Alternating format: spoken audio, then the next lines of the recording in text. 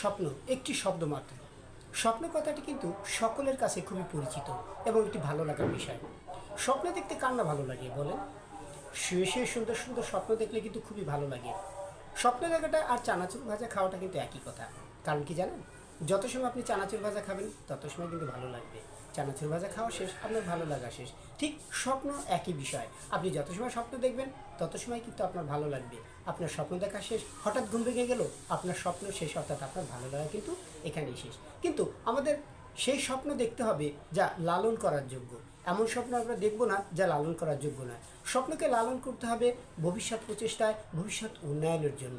এমন স্বপ্নকে লালন করতে হবে যা সামান্য কষ্টসাধ্য হলেও কিন্তু আমাদের দ্বারা পূরণ করা সম্ভব, এবং এটা আপনার মৌলিক অধিকার। কিন্তু এমন কোনো স্বপ্ন আমরা অন্তরে লালন করব না যে স্বপ্নের আকাঙ্ক্ষায়, স্বপ্নের চূড়ায় পৌঁছানোর জন্য আমাদের অবৈধ পথ অবলম্বন করতে হয়। আপনি বিমান চালক হন, জাহাজ চালক হন, এতে কিন্তু কোনো সমস্যা নেই, কারণ এতে আপনার মৌলিক অধিকার জড়িত রয়েছে, এতে আপনার যৌক্তিকতা রয়েছে। কিন্তু আপনি এমন স্বপ্ন দেখবেন না, এমন স্বপ্নকে লালন করবেন না যে স্বপ্নের চূড়ায় পৌঁছানোর জন্য আপনাকে অবৈধ পথগুলি অবলম্বন করতে হয়, যা দেশ এবং জাতির জন্য অকল্যাণকর। সুতরাং আসুন আমরা এমন স্বপ্ন অন্তরে লালন করি যে স্বপ্নকে পূরণের জন্য আমরা যথাসাধ্য চেষ্টা করব, অনেক পরিশ্রম করব, তারপরে ওই বৈধ স্বপ্নকে আমরা পূরণের জন্য চেষ্টা করব।